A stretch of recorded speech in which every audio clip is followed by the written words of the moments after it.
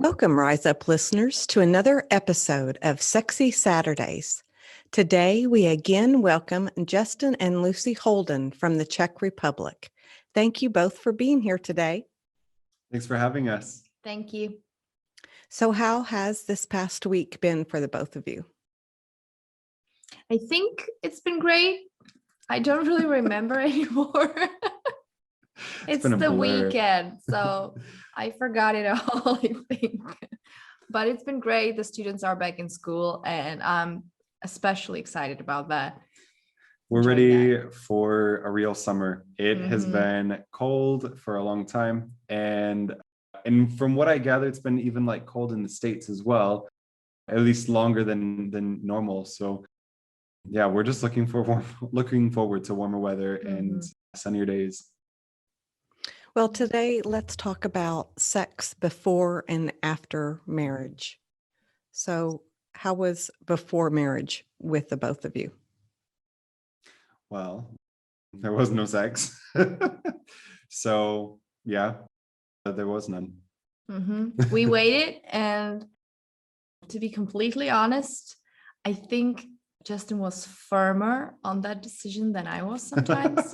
Because my physical or my love language is touch again. And I didn't want to have sex with him, but I wanted just a little bit more than what we were doing. Our boundaries were quite strict, I'd have to say. Yeah. We only held hands, kissed, but only like that. I don't know how to say it in English, just a kiss. Like a peck on the cheek kind of a thing. Yeah. And then we hugged, and that was it. Mm-hmm. And I kind of wanted more. Yeah, I know myself, and so I said early on, I was like, we have to have strict boundaries, because if we don't, then we're not going to do this right. Yeah. And so I was careful to really guard that, and as the guy, I kind of felt it was my responsibility. Usually it's kind of the other way around. Usually it's the guy that's pressuring the girl to move forward and everything like that, but I felt that I really needed to do that. So, and I really respected and appreciated, and I'm really grateful that he was firm on that.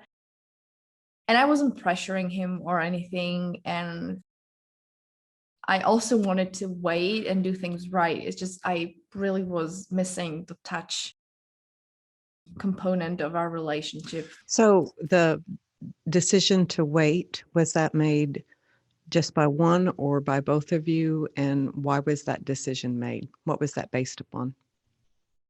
Yeah, we both wanted to wait. It wasn't just a one person or a one-sided decision. I think if it would have been, then we wouldn't have had a good sex life afterwards or anything. I think it would have ruined the relationship in a lot of ways.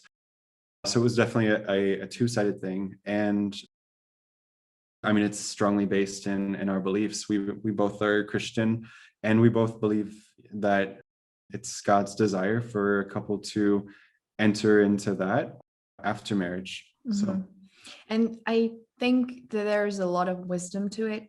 So it wasn't just absolutely. The Bible says it, so we're going to do it even though we don't understand. We saw that if a couple actually waits and promise, if the spouses promise each other to wait and then they actually accomplish, it builds trust foundation for the relationship. If you promise each other to wait and then you don't, it actually breaks that trust, and it can be a problem later on. And also we knew that it was going to be difficult because you don't have that glue, as we talked about it last time. When you do have sex, you tend to have less conflict because you're closer. It brings you closer.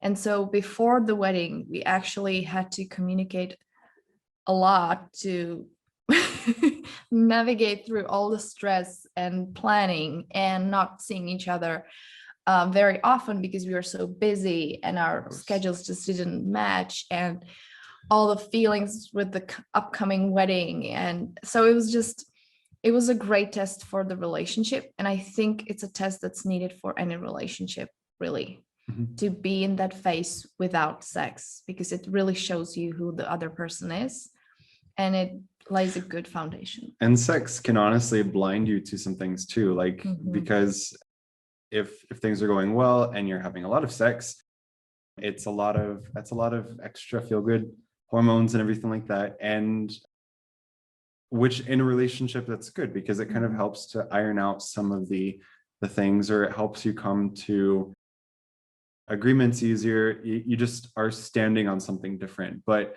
before you are married, like I strongly believe that it helped us a lot to learn how to communicate with each other well, to know what to expect from each other.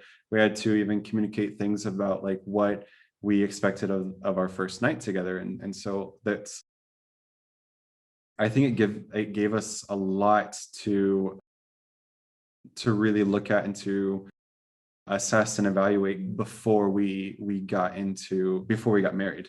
And I have to say, for me, it was a lesson to trust God, because I think, especially because I have a physical touch as my very strong need in relationships, I was really in a place where the devil could come with thoughts.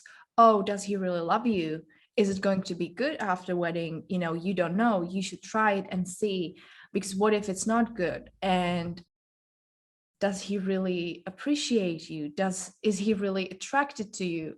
And all these things, are you beautiful enough for him? And it was a little bit of a emotional roller coaster for me before the wedding, but it brought me closer to God. And I just bungee jumped with him, on the wedding day. I just said, God, I trust you. And he delivered. I have to say that I would do it all over again. It was 1000% worth it. Now, is this normal in the culture there?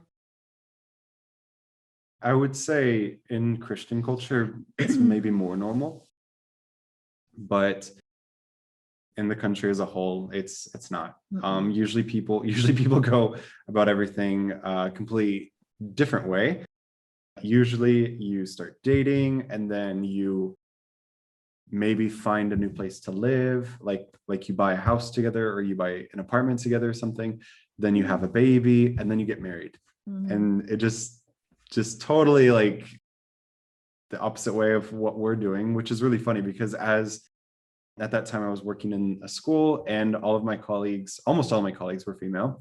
And when we were getting ready to get married, they were asking these questions about like when we're going to have kids and when we're going to have, or if we have moved into a flat that's our own, or if we're buying a house, and like all these things.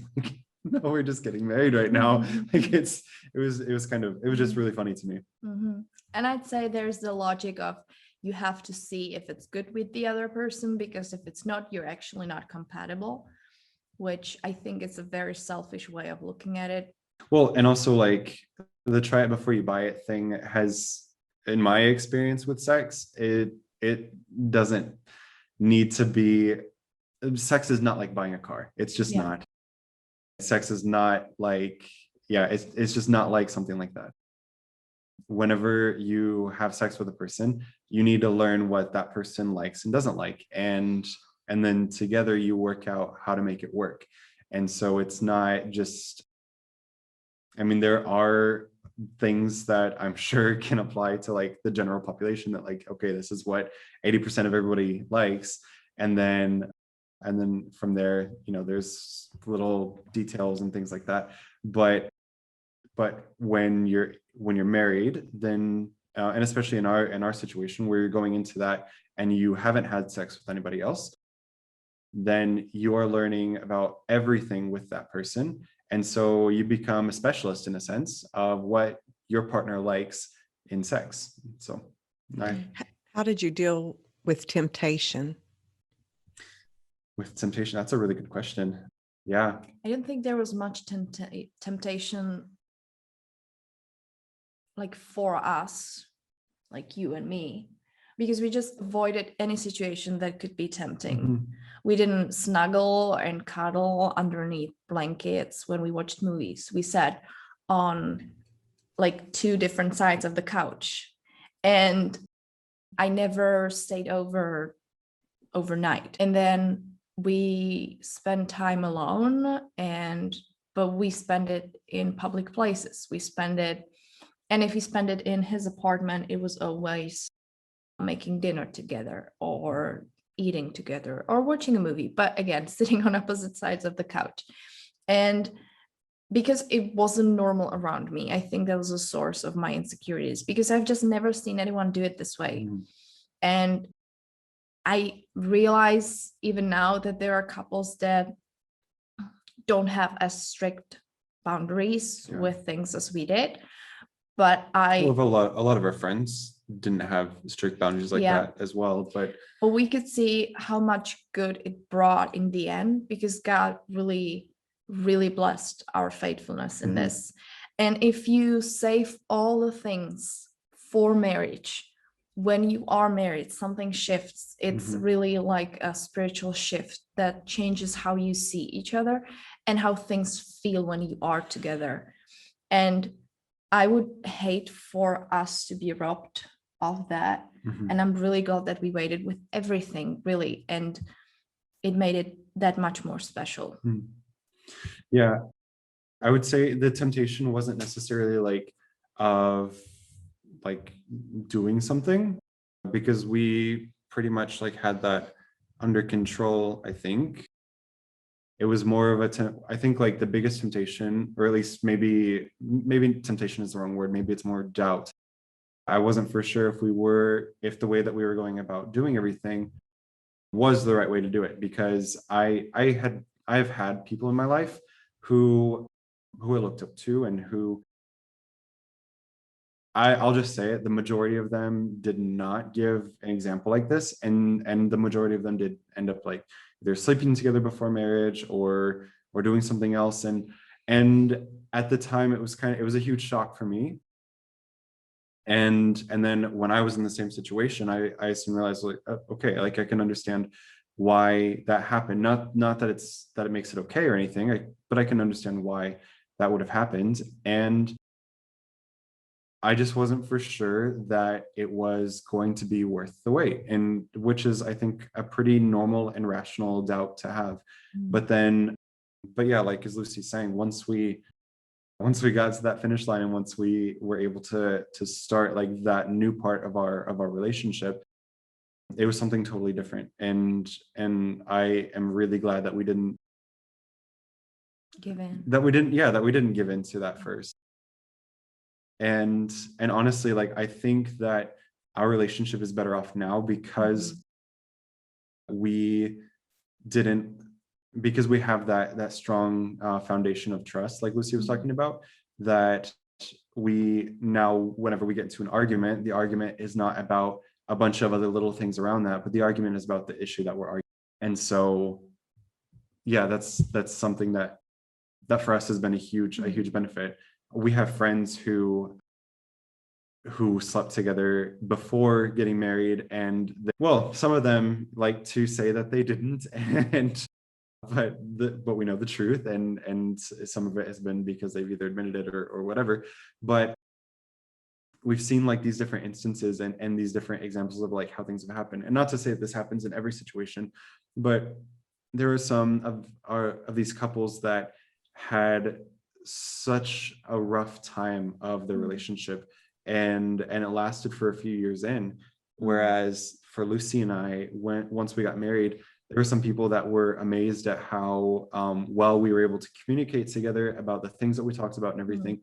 There was one person in particular that said that our relationship, and we had only been married for maybe 3 months, between 3 and 6 months. It was a very short time.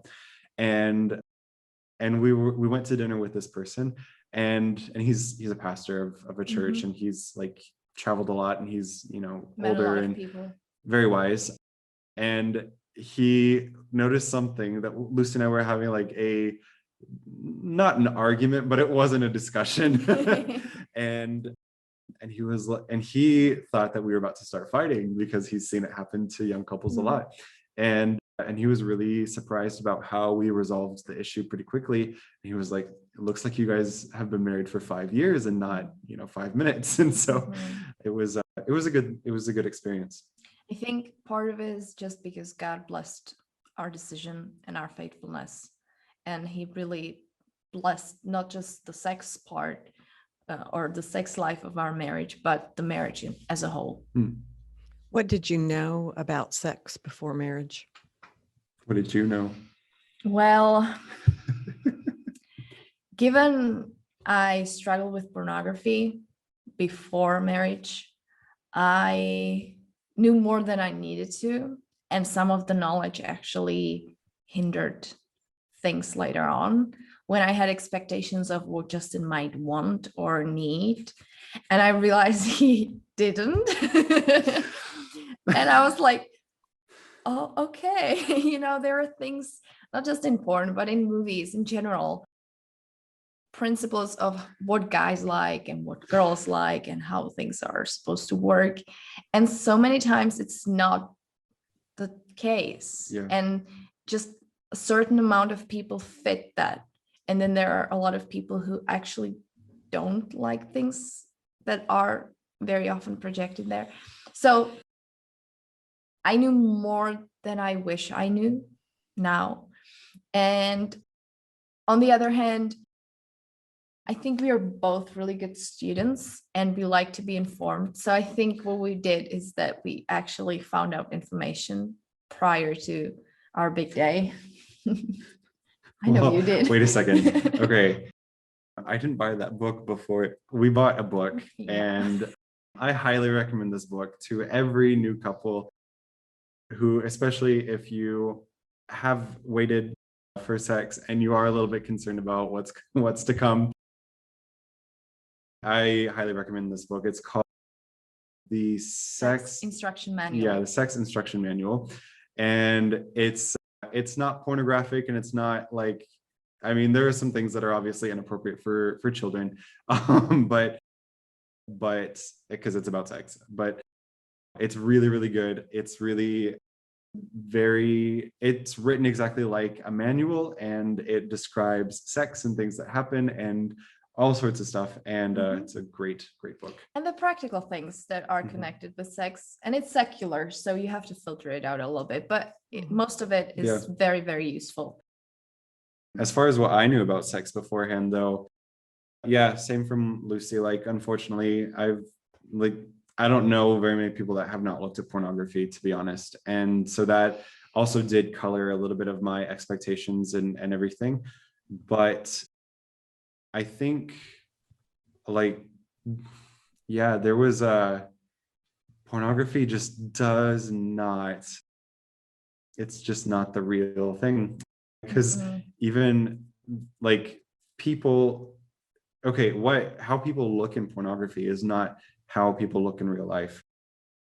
And there are a lot of things that look like, this is what everyone does when they have sex, and this is what blah, blah, blah. And that's just not how sex necessarily needs to go. It was really, really funny. I don't know if you're going to be okay with me telling this, but Lucy thought that I was going to be really turned on by lingerie. And I'm if you guys haven't figured this out by listening to me, I'm a very practical person. I was not interested in taking the clothes off. I was interested in them being off.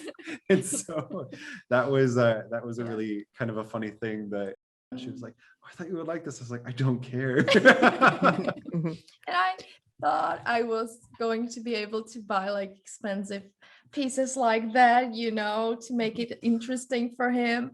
But then I realized that, and he even said like, it's too expensive, and it's like for nothing. I don't care about it. I care about you. So yeah, things like that. Did you discuss prior to marriage what your expectations might be sexually? I mean, we kind of talked about, I think I definitely told you that it's important for me, and I definitely told you I'm really looking forward to it. Yes, you did. And it was like close to the wedding, but I was like, Lucy I'm really mentioned that a lot more often than I did. And again, it's just because I know myself. I knew that I needed to like just keep the lid on, and that we would cross that bridge when we came to it. So you're able to control yourself better. But I wanted to do that, to be honest, because I thought it was the smart thing to do. But then Justin said, let's not, because it's only going to bring temptation. Mhm. And we can talk about everything once we're married, and once we are in the Mhm. safe zone of anything can happen now and it's okay. Yeah. So no, we actually didn't, but it's not that I don't recommend that. I think it's a great thing for couples to talk about their expectations and things like that before married.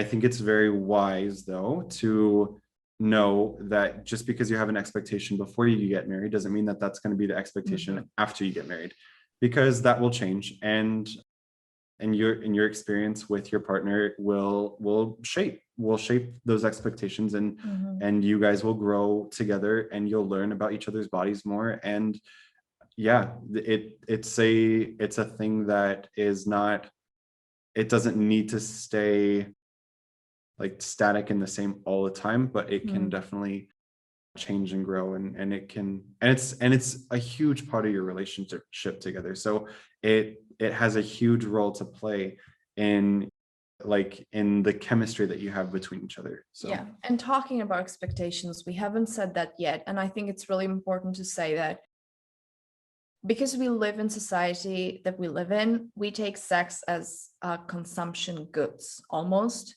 and we take it as something that it's consumer good, thank you. And we take it as something that's supposed to give us pleasure. It's supposed to satisfy me. It's about me.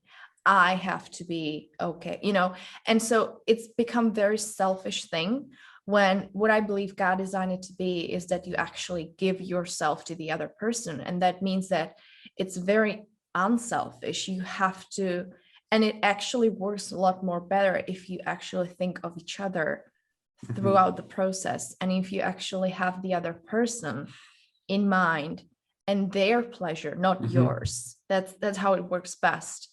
And even with expectations of what you like and you don't like, you have to, as with everything, you will have to compromise on a lot of things. And there might be parts of your fantasies or things you'd like to do that the other person will not be okay with. And you have to be okay with that, because you chose the person, not because they will satisfy you sexually, but because you want to spend the rest of your life with that person. And this is just another thing that you want to give them. And I think to be selfish about it is unwise, unhealthy, and it can really be damage. It can do some damage to the relationship as well. I think some of our best sex has been because we've been thinking about the other person and what the other person wants more than thinking about our own desires or our own needs, for sure. Yeah. So what is your communication like now after marriage regarding sex? Well, it's kind of funny that sometimes we have to plan sex because we're busy people, and we've learned to ask if the other person's in the mood. That was one thing that I think we had to learn, that I don't know if it was more you, probably it was more that Lucie wanted it to be always like this romantic and very spontaneous and blah blah blah, and which is great, and I'm not saying anything against that at all. And it happens as well, but it's not always like that, and sometimes one or both of you comes home and you're dead tired, and then the other one's like, well, sha sha sha, and and the other one's like, no, and for us it was, we had to learn to ask each other, like, hey, are you in the mood, or are you tired, or can something happen later tonight, or we ask each other all these questions. Honestly, it's not, we're not just like saying like some random stuff. Like, this is literally like conversations that we have. And and just like asking, or even like making a plan, like, okay, I've got this today, and then the other person's like, okay, I've got this later on, blah blah blah, and we find a time where we're both going to be home, and we're both able to be in the right headspace for that. Because for me, headspace is a lot more important, because if I can't be in it mentally, then if if I'm thinking about anything else, then nothing's happening. Yeah. Yeah. How do you handle it if one really has the desire to make that happen that evening or whenever, and the other one does not? How do you keep from being resentful Yeah, or sorry. carrying that with you into the evening? It has happened more to me than to you, actually, Mhm. because as I am the touchy-feely person in our relationship, and I also been always a person or a woman who really likes sex and wants it often. And it's weird for me because not many of my friends are like that, but I'm just like that. And then there's Justin, who needs to be in the right headspace. He also cannot be tired because, to be honest, he does a lot of work in that process. So he has to be, fresh and not too tired. And so there are a lot of things for Justin that has to work out for us to be together. And because I have touch as my love language, it was actually quite difficult for me to hear no from him in the beginning. And it brought a little bit of tension for us. And then I had to learn, it was a process of me not looking at it so selfishly. And you really have to be ready and okay with the fact that the person will not always be there for you. And that's why I think it's really good to wait. And it's really good to try to get rid of anything that might tempt you. It's really good to try to get rid of porn, because all those things are instant. It's instant. You want it, you get it. But it doesn't work like that in marriage. And I had to unlearn that principle and really see that it's about intimacy, not just my needs. And for the other person who maybe doesn't have as active as a sex drive, not to say that like I don't have a sex drive, that's not it at all. No. It's just Lucie has a much higher one than I do. It's ridiculous. But for me, I've had to learn that sometimes I'm not in the right headspace, and I need to learn how to get myself into the right headspace. And so, and it's literally just because like my mind kind of goes 90 to nothing sometimes, and I like to call it my beehive. And so like I am probably ADHD, but who knows? But literally it has caused a problem. And maybe it's a little bit too, because in America, we kind of have a little bit of a kind of a puritanical culture when it comes to sex. And so like, so even like when we first, starting having sex, for any noise to escape our room to any other, wherever people might be, was just like, that was a death sentence for me. I was like, no noise, no noise. Like, and so it was just a hard thing for me to overcome mentally. And so, yeah, I've had to learn how to overcome these things, and also overcome, kind of like train my brain to shut up and to just let me be for a minute. Well, and that's a good point. If you wait because of moral reasons, or perhaps by tradition you thought of sex not in the marriage environment, but sex in general, we're taught that, oh no, it's bad. It's Yeah, and I know where you're going with this. Okay. Purity culture, essentially. And it's there's actually a big conversation going on about it right now when it comes to, I guess, more people my age range, like millennials, who have grown up in churches with purity culture. And kind of some people have had very negative experiences because of that. And for some people, it's hampered their sex life with their partner as adults. And yeah, I can say that I grew up in purity culture, like when purity rings were a big thing, and I never had a purity ring, but I definitely remember all of that stuff. And I think, yeah, there are some things that probably do get left over. And I think it's very important I think it's just really important to not allow these things to become a block in your mind. And that is a little bit easier said than done. Maybe there's some people that might have to go to counseling to really work through some of these issues. And I definitely advocate for that. I think that that's a great thing for people to do. If there's something that is not working, or if there's some sort of dysfunction in your life, in your mind, or anything, go to a counselor, get help. It's totally fine. It's like you go to a doctor when you're sick. You go to a mental health professional when you are not mentally where you feel like you should be. That's just the fact. And there was even a feeling for me of like, after we had sex, like there was a little bit of a feeling like, oh, we've had sex, I'm not a virgin anymore. And you feel like it changes who you are. And in a part, yeah, it does, because you're like in our situation, I took it really seriously. I'm starting this part of my life with one person, and I don't want anybody else in it, in this. And so, yeah, and in that sort of a way, it does really affect who you are as a person. But at the same time, it doesn't damage or take away any sort of value that you might have had in your life before you had sex. You are worth as much as you were before you had sex. Like, sex doesn't change your value and doesn't change your worth. I think that sex, though, I think you can give it power to do something within a relationship. I don't think that It can change you.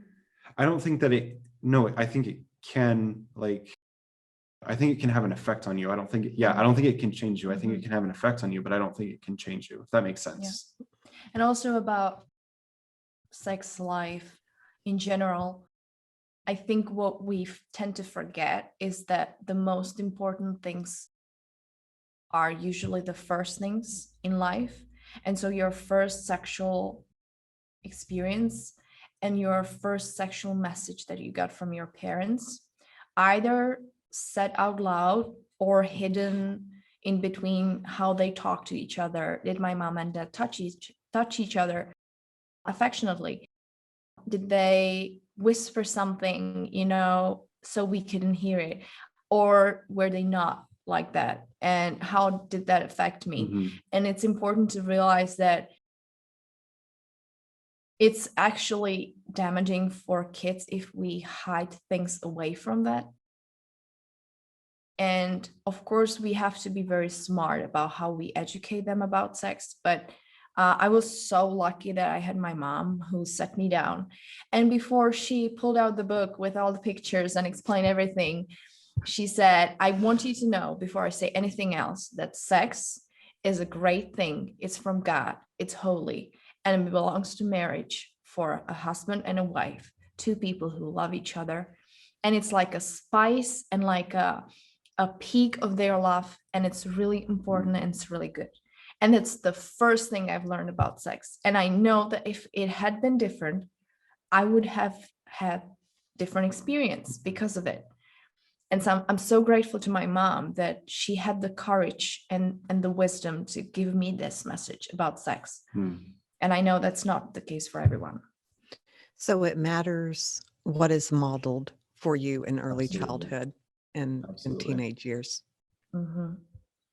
So after your wedding night, did things just come more easily and more naturally after that? Sorry, I'm dreaming. Whenever I think of our honeymoon and like the whole first months of our marriage, is just such a special memory. How open do you want us to be? This was one of our biggest lessons about communication when it comes to sex. When we're in Europe. So saying in Europe, when you say, oh, we took our honeymoon to France, it's not that big of a deal as when you say it in America. But we went to France for our honeymoon and we drove to France for our honeymoon. I drove. That's a 16-hour drive for us. And that was it was terrible. And we did it in a straight shot. And when we got there, when we got to the place, I told her, I was like, today, I said, nothing is happening today. I'm exhausted and I need to sleep. Which he used a word that could have meant the whole day and the evening. We're gonna have this argument again, but I said today because that's literally how you would say it, even in English, today. So it's fine. But so there's not like something being missed in translation. It's said the same way, today. And so I said, today nothing will happen. And I was thinking day, like sun up, day, I'm going to sleep. Sun down, anything can happen, but sun up, nothing is happening. And so we got there and I rested and I was a grouch because I was exhausted. And what I heard is nothing is happening In a 24-hour cycle. Yes. On your honeymoon. Yes, the first day. The very first day, yeah. And so we had even like gone to a little shop to pick up, because we stayed in an Airbnb. We had a full kitchen and everything. And so we went to a little shop to pick up some food and everything like that. We argued about it. Yeah, it was hot and we fell down a hill almost, like it was crazy. And then we get back to the house, we have dinner and we're relaxing and everything. And then eventually we go to bed and we go and we lay down, right? And Lucy lays down next to me and she Good night. She just gives me a kiss on the cheek and rolls over. I'm just like, excuse me? And so we had to, and I was like, are you, and then like I waited for a little bit because I was kind of in shock and I was just like, you're not serious, are you? No, you didn't say anything. You just didn't let me. No, we had to say something. Like there was something said. I'm pretty sure I said. I don't think so. I just turned around. Yeah, well, maybe. Well, regardless, but we learned to communicate, and yeah, it was awkward. The first time was awkward and strange, but it was fun. It was good. It was really good. It was very special. Mm-hmm. The beginning was awkward because in my head, I was, okay, he doesn't want anything to happen. I'm a little bit disappointed because I was really looking forward to it, but I'll give him the space and I will not try anything because he said he doesn't want anything to happen. So that's happening in my head. And like the whole day, we also had to like sleep to make up for all the not sleeping time that we had in all those hours in car. And we were on like a different cycle. So whenever he was down, I was up, and the other way around. And then when I was up, I was with my Bible and I was reading the Bible and I was praying about it. I was just, God, I really am disappointed, but I'm giving it to you, and all these. So it's a precious memory of ours, and one that's really funny to us. Yeah. So what would you tell someone who is a virgin and who is of age where they could be having sex? What would you say to them? So they are virgin, they are of age. I would say, honestly, I really recommend waiting until marriage. Honestly, definitely recommend it.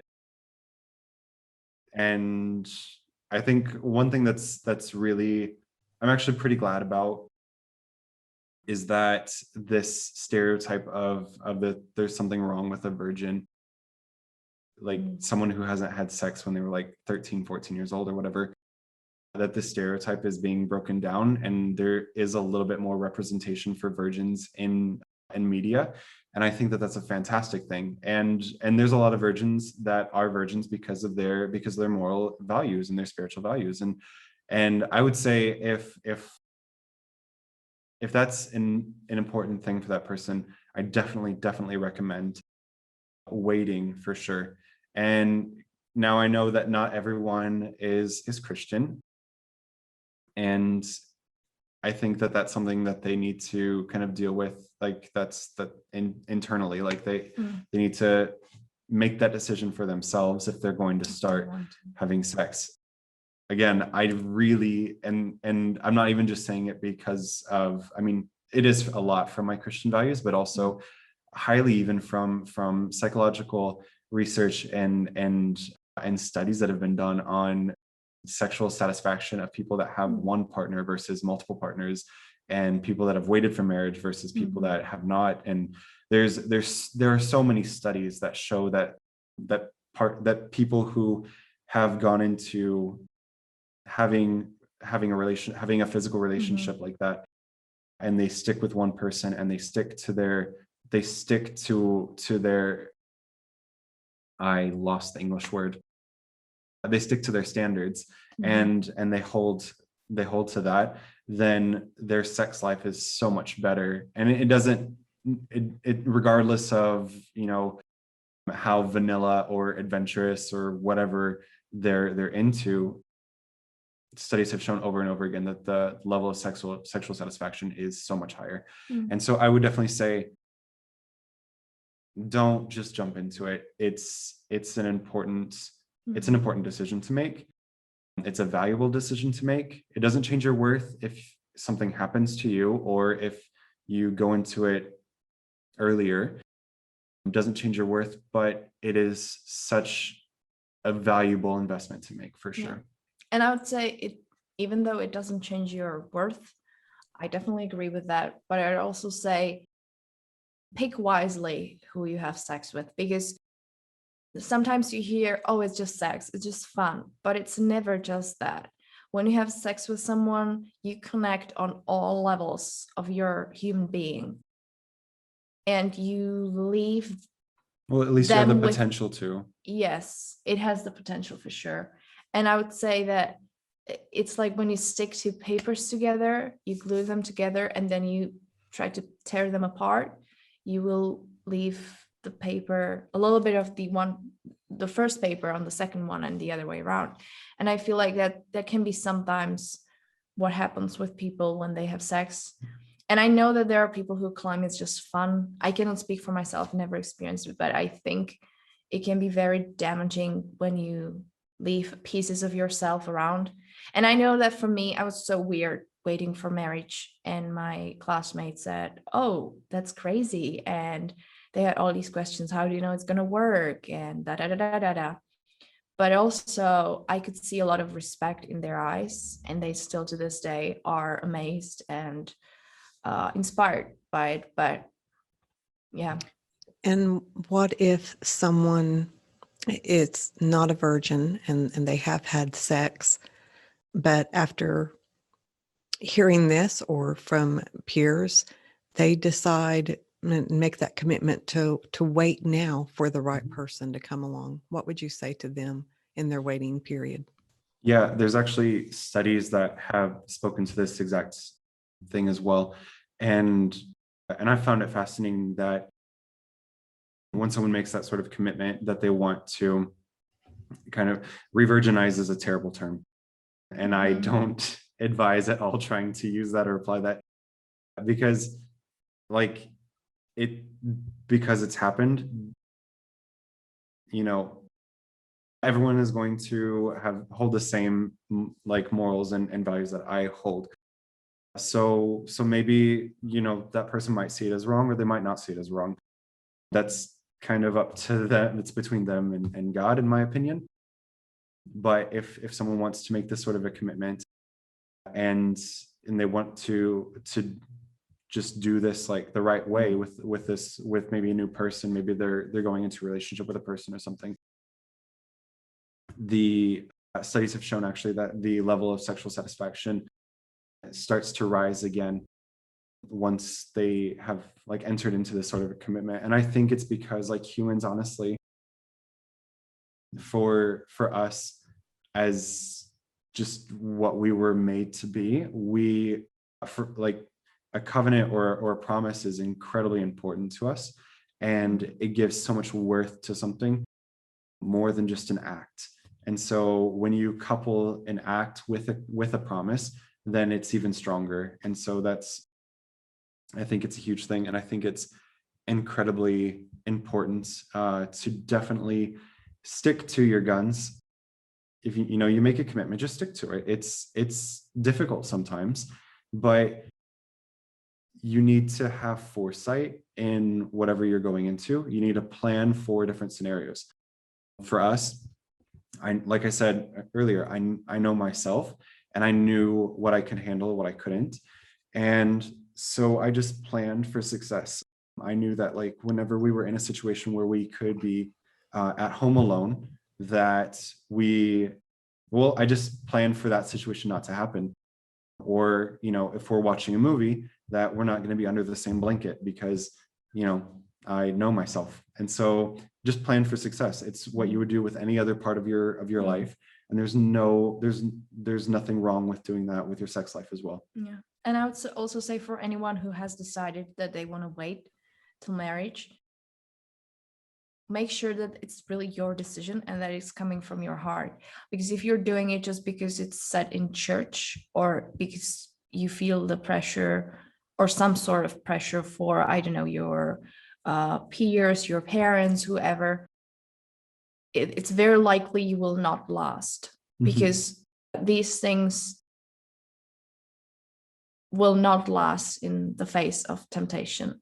It has to really be something that you have decided and you believe in it and you understand it and you know the value of it and you're committed to it. If it's from the outside, it may not hold up. Yeah. Well, this has again been an interesting Sexy Saturday. And thank you both for your candid responses to all the questions that I've asked. And you obviously have a committed and loving relationship, and your hope is that others will experience that as well. So thank you. Thank you for being here, and thank you for your time. Absolutely. Thanks for having us. Thank you. It was great. Thank you.